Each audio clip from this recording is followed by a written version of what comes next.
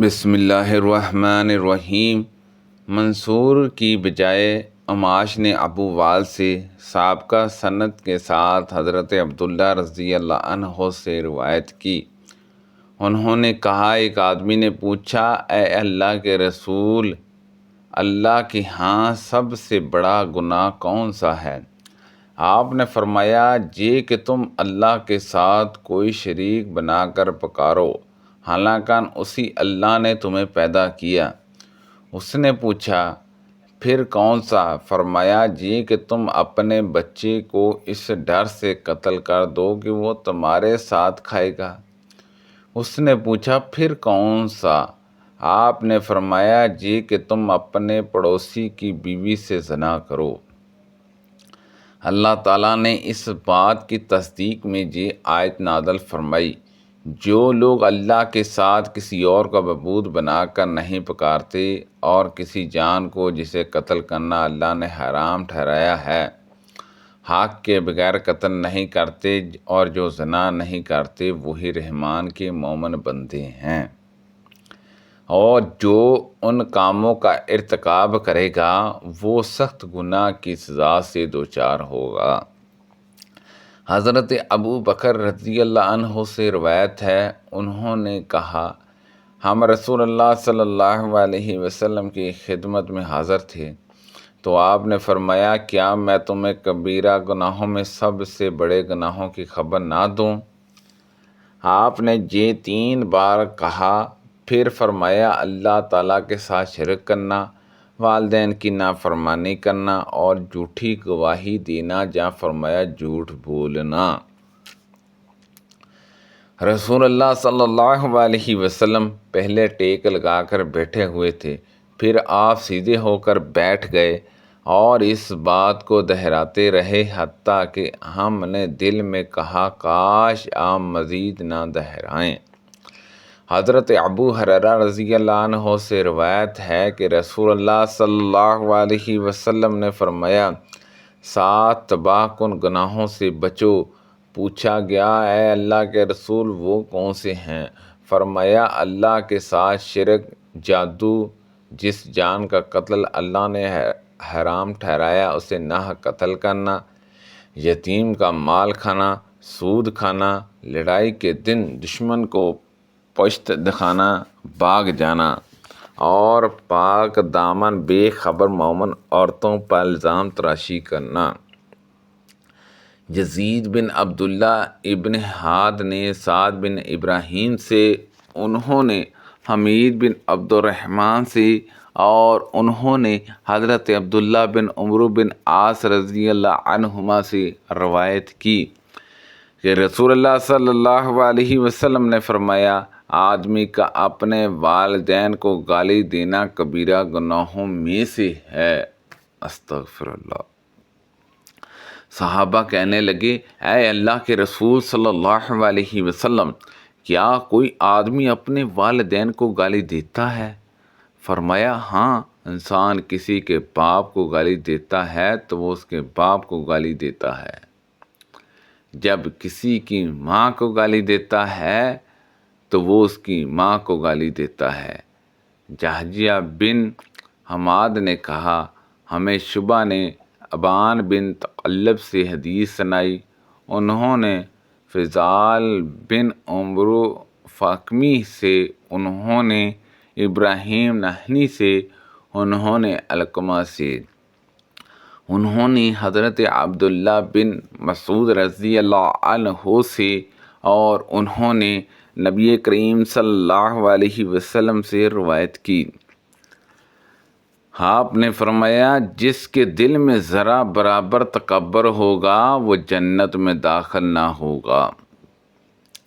ایک آدمی نے کہا، انسان سوچتا ہے کہ اس کے کپڑے اچھے ہوں اور اس کے جوتے اچھے ہوں۔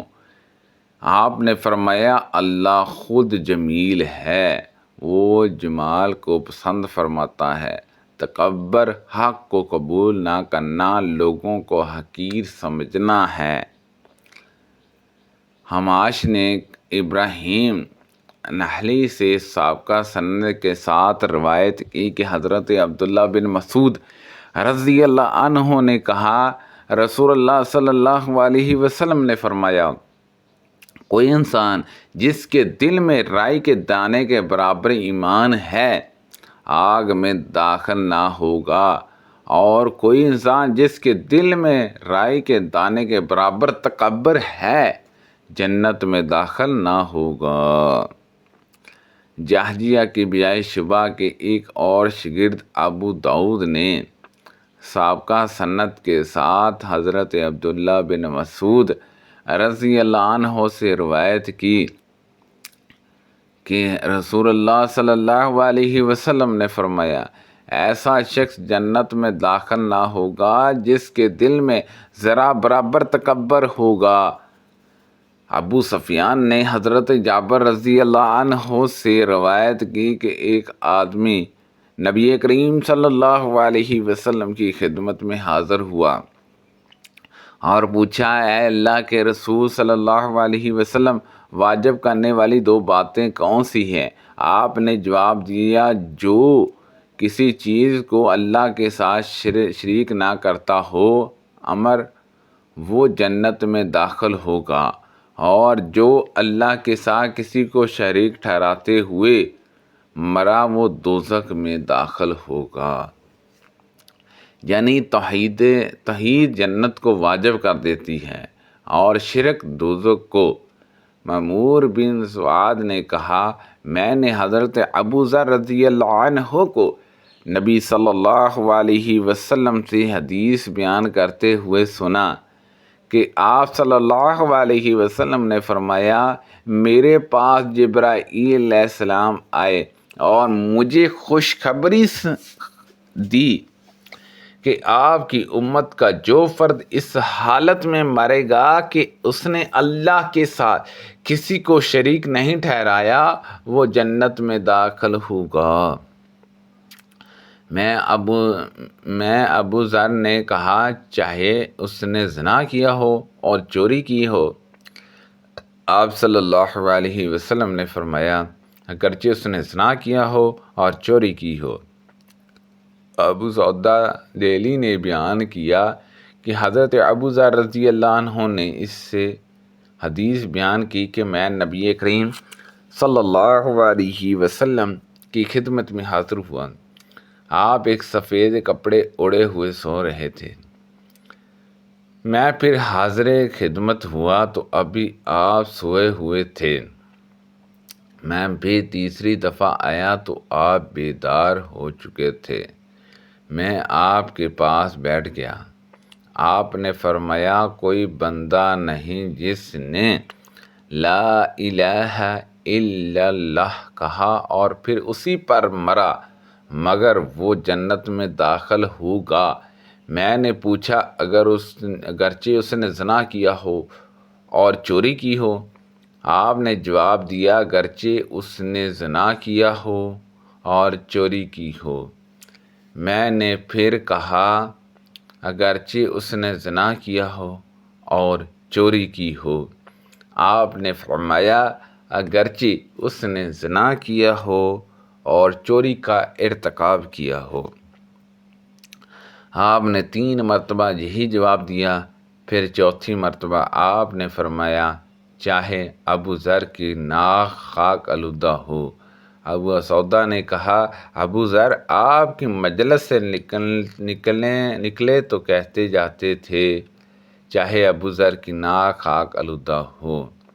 لجاس نے ابو شہاب زہری سے انہوں نے عطا بن جزیل جاسی سے روایت کی کہ مقداد بن اسودہ رضی اللہ عنہ نے عبید اللہ بن عدی بن خیار کو خبر دی کہ انہوں نے عرض کی اے اللہ کے رسول صلی اللہ علیہ وسلم مجھے بتائیے کہ اگر کافروں میں سے کسی شخص سے میرا سامنا ہو وہ مجھ سے جنگ کرے اور میرے ایک ہاتھ پر تلوار کی ضرب لگائے اور اسے کاٹ ڈالے پھر مجھ سے بچاؤ کے لیے کسی درخت کی آڑ لے اور کہے میں نے اللہ کے لیے اسلام قبول کر لیا تو اے اللہ کے رسول کیا یہ کلمہ کہنے کے بعد میں اسے قتل کر دوں؟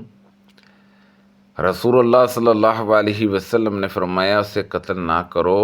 انہوں نے کہا میں نے عرض کی اے اللہ کے رسول صلی اللہ علیہ وسلم اس نے میرا ہاتھ کاٹ دیا ہو اور اسے کاٹ ڈالنے کے بعد یہ کلمے کہے تو کیا میں اسے قتل کر دوں؟ رسول اللہ صلی اللہ علیہ وسلم نے فرمایا اسے قتل نہ کرو، اگر تم نے اسے قتل کر دیا تو وہ تمہارے اس مقام پر ہوگا جس پر تم اسے قتل کرنے سے پہلے تھے، اور تم اس جگہ ہوگے جہاں وہ کلمہ کہنے سے پہلے تھا۔ سبحان اللہ عز و جل۔ اللہ پاک سے دعا ہے کہ اللہ پاک ان حدیثوں پر عمل کرنے کی توفیق عطا فرمائے، کہ پڑھنے میں غلطی کوتاہی ہو گئی ہو اللہ پاک معاف فرمائے۔